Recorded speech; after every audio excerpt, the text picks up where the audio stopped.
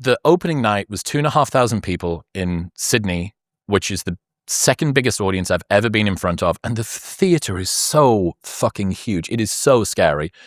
This big sprawl. It's like IMAX. Imagine looking out at an audience of people and they're wrapped around you. It's basically, there's no part of my vision that doesn't have people in it. And it's even angled like a fucking IMAX screen.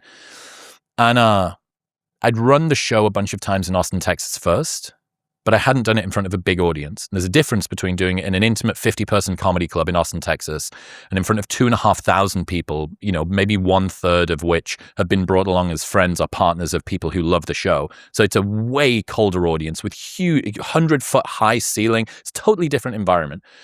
And I'd never run this show instead, apart from in this small comedy club in Austin. James goes out before me and does an entire 3-minute segment, which is just calling different things gay.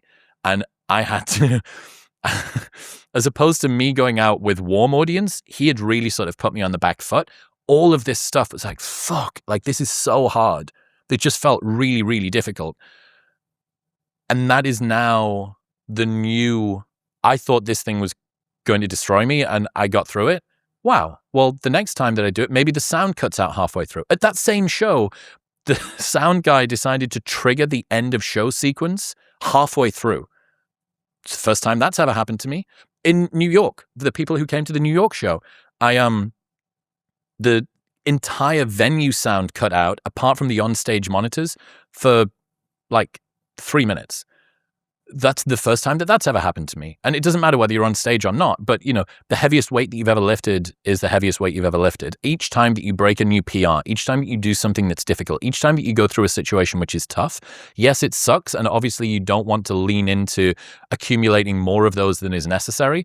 But especially if it's something around your chosen pursuit, if it's around work, if it's around difficulty, skill acquisition, stuff like that, that you have that in the locker.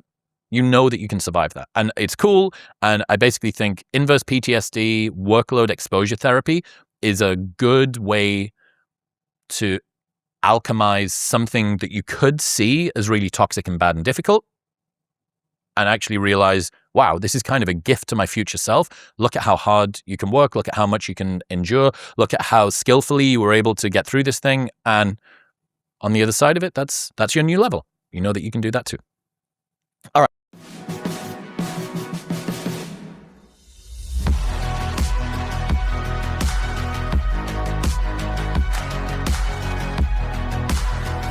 All right, 6 lessons about choosing